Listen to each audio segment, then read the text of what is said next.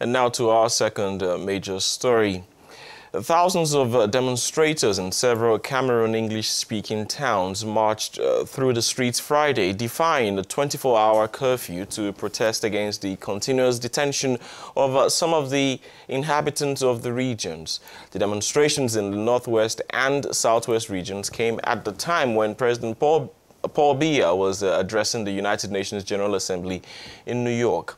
Paul Biya's speech ended without the mention of the Anglophone crisis in the country, infuriating some of the protesters. Earlier, Governor of the Northwest region of Cameroon had imposed a 24-hour ban on movement of persons in the region, which ended Friday midnight.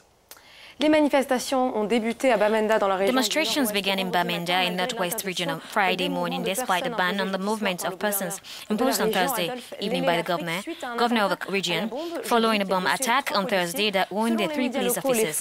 According to the local forces, security forces have been stationed in city large squares. The protest movement spread to Bois in the northwest, where women led the walk with branches of trees and flags of the Cameroon separatist movement. Nathalie Wakama, editor-in-chief, has joined us on set to give us the latest information on the situation in the Anglophone region of Cameroon. Good morning, Nathalie. You've just returned from... Bonjour, Jerry. You're welcome. Alors Nathalie, dans la crise anglophone... You just returned from Cameroon, witnessed a recent development in the northwest and southwest of the country. So the Anglophone crisis had a new twist last weekend with these demonstrations in the northwest and the northwest. What were the measures announced? For now, Anan, no official announcement yet, but following the events of Friday, some authorities of the region where these demonstrations took place have denounced attack of the forces of order. This is particularly the case of the government of the southwest region, Bena, Okilia, Balia, who also warned that the security forces would be forced to react if I quote, if the assailants continue destruction. He made reference to the public services that were attacked. And also on the eve an explosion took place in Bamenda, and the Minister of Communication had announced the establishment of crisis cell, which is supposed to be like some sort of measure to put in place as regards the situation. Some correspondent reported some police trucks seen. Concerns on these opportunities. The latest developments, what's the suspense?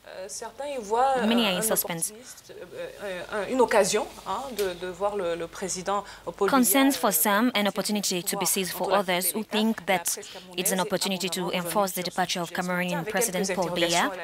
In any case, the press reverted largely to this event and made headlines of some of the newspapers. Questions were raised. This is the case of the Le Sahel newspaper, which wonders what Paul Biya will still do in regard to this Anglophone crisis. In the same light, the Weekly Independence wonders whether, faced with these terrorist attacks in Bamenda, the multiple terrorist attacks in the extreme north, can Paul Biya still rule for another 7 years? The Sun talks about a day that would always be remembered on September 22, a day where thousands of Anglophones showed courage and determination to demand the release of those still in detention. The messenger talks to him about the escalation of the immense confusion about the claims of Anglophone, secession, departure of the president, the